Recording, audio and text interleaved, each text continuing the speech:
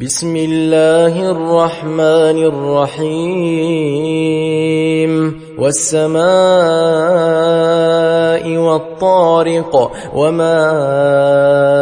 أدراك ما الطارق النجم الثاقب إن كل نفس لما عليها حافظ فلينظر الإنسان مما خلق من ماء دافق يخرج من بين الصلب والترائب إنه على رجعه لقادر يوم تبلى السرائر